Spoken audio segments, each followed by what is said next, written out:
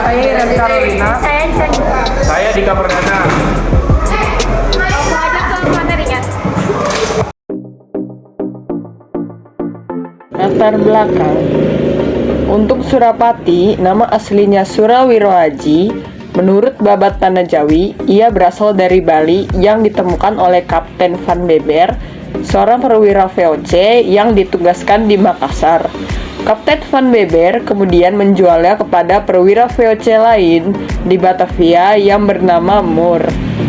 Sejak memiliki budak baru, karir dan kekayaan Moore meningkat pesat.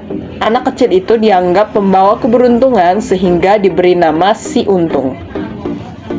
Untuk Surapati, pada awalnya dikenal sebagai budak belian dari Bali yang diangkat menjadi pasukan pos Batavia karena harga dirinya direndahkan dan tidak tega melihat bangsanya dilakukan sewenang-wenang. Untuk Surapati berbalik melawan Pos.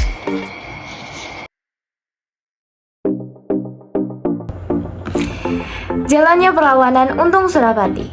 Untung Surapati adalah putra Bali yang menjadi prajurit kompeni di Batavia. Ketika Untung Surapati mendapat tugas untuk memadamkan perlawanan rakyat Banten, ia berhasil menangkap Pangeran Purbaya. Meskipun Untung Surapati telah menangkap Pangeran Purbaya, ia tidak tega untuk membunuh Purbaya, sehingga dituduh sebagai pengecut oleh sesama ofisir Belanda.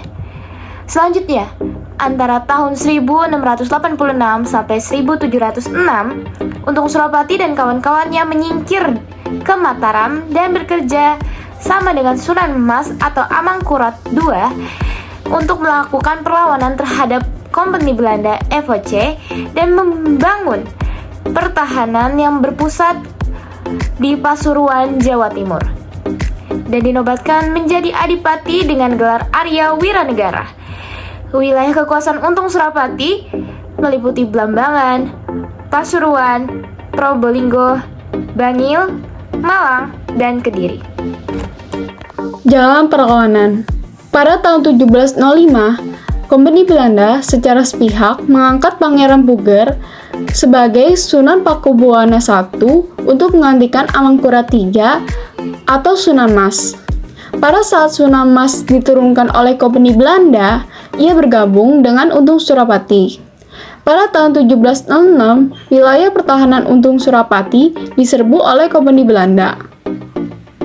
Ketika pertempuran sengit terjadi, Untung Surapati gugur di Bangil dan Amangkurat III atau Sunan Mas tertangkap, kemudian diasingkan ke Sri Lanka.